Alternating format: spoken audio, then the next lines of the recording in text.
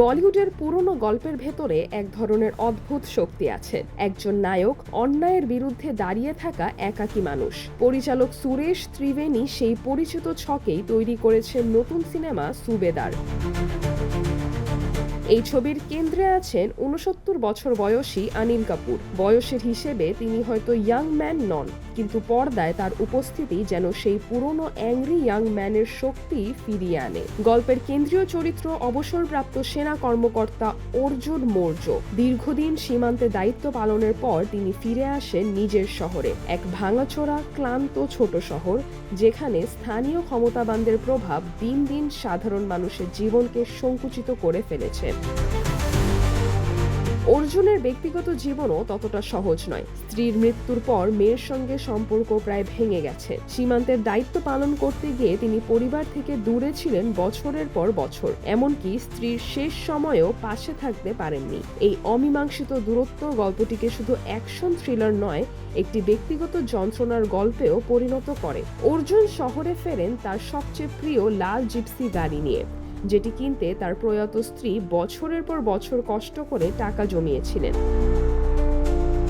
কিন্তু সেই গাড়ি একসময় তাকে টেনে নিয়ে যায় স্থানীয় অপরাধ চক্রের সঙ্গে সংঘর্ষে। ছোট একটি ঘটনার সূত্র ধরে পরিস্থিতি দ্রুত ভয়ঙ্কর রূপ নিতে শুরু করে। শহরে তার একমাত্র ভরসা পুরনো বন্ধু প্রভাকর। চরিত্রটিতে অভিনয় করেছেন সৌরভ শুক্লা। দুই বন্ধুর সামনে তখন একটাই প্রশ্ন, চুপ করে থাকা নাকি লড়াই করা। অন্যদিকে অর্জুনের মেয়ে শ্যামা চরিত্রে আছেন রাধিকা মাদান। তার চরিত্রটিও আলাদা শক্তি নিয়ে দাঁড়িয়ে আছে। বাবার সাহায্য ছাড়াই নিজের লড়াই চালিয়ে যাওয়া একজন নারী, যে ভয়, হুমকি আর সহিংসতার মুখেও মাথা নত করে না।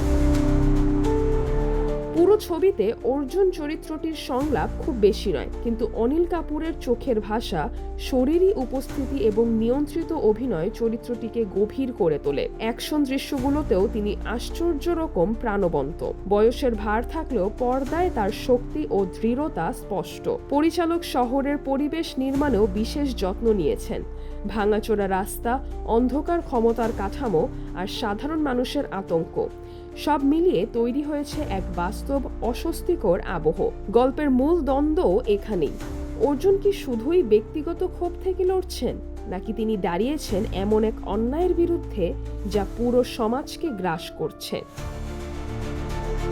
যদিও ছবির শেষ অংশ কিছুটা চেনা ছকের, তবুও অর্জুনের মানসিক লড়াই এবং নৈতিক দ্বন্দ্ব গল্পটিকে অন্য মাত্রা দেয়। সিজরাতুল আভা, দৈনিক আমার বাংলাদেশ।